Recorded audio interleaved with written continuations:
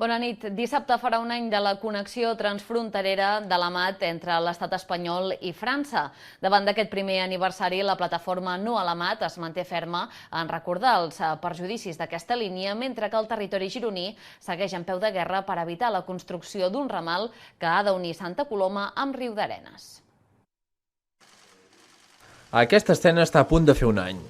En aquest moment de la simbòlica connexió entre l'estat espanyol i França s'anunciava una nova etapa que havia de representar un avenç en el consum elèctric que acabaria repercutint en una baixada de preus. Un any després, aquesta rebaixa encara no ha arribat i la plataforma No a la MAT recorda tots els efectes negatius d'aquesta línia. Nosaltres sempre hem dit que si feia falta la MAT, doncs ens ho havien de demostrar amb dades i amb necessitats reals.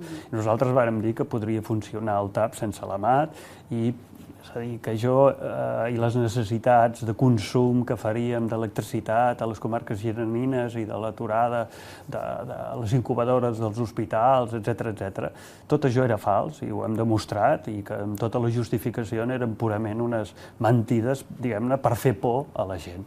En aquest sentit, asseguren que malgrat la posada en funcionament no pensen defallir en demostrar que la MAT no és una infraestructura necessària, però sí que comporta grans riscos per a la població i l'entorn.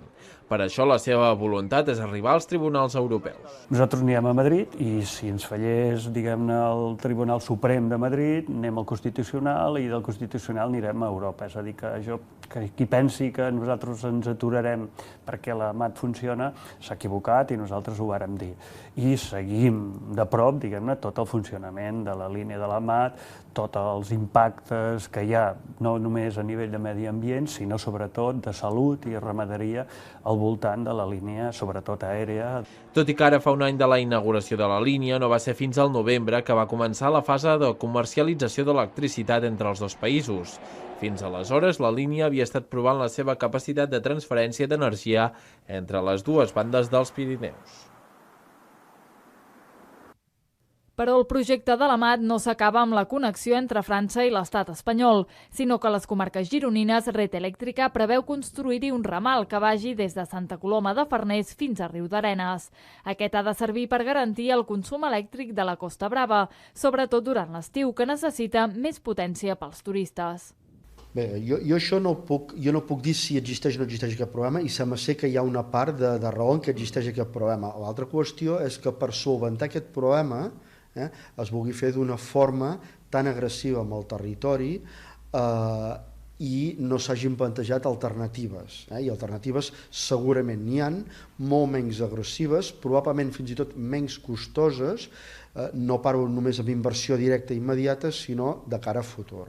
De tota manera, les associacions ja s'han mostrat en contra d'aquest ramal i fins i tot molts ajuntaments afectats han fet protestes per mostrar el rebuig d'aquest projecte. Aquestes manifestacions no s'aturaran. No ens han plantejat actuacions concretes i nosaltres sempre volem anar pas a pas, veure cada actuació què comporta, perquè estem convençuts que estem carregats de raó, estem convençuts que no és una protesta per protestar, sinó que se'ns planteja una infraestructura fora de mida i, per tant, a cada moviment que Red Eléctrica facin aquí, nosaltres actuarem amb les eines que tenim a l'abast. De moment, la Generalitat ja s'ha mostrat contrari al projecte i el mateix delegat del govern a Girona ja havia insistit que cal replantejar-lo, un posicionament que des del territori celebren malgrat que arribi tard.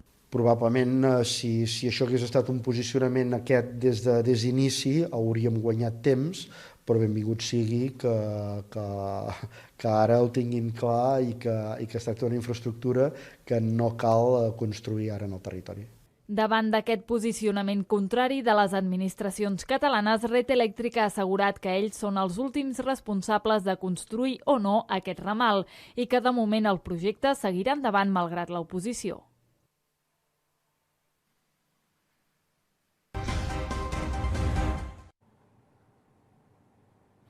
L'alcalde de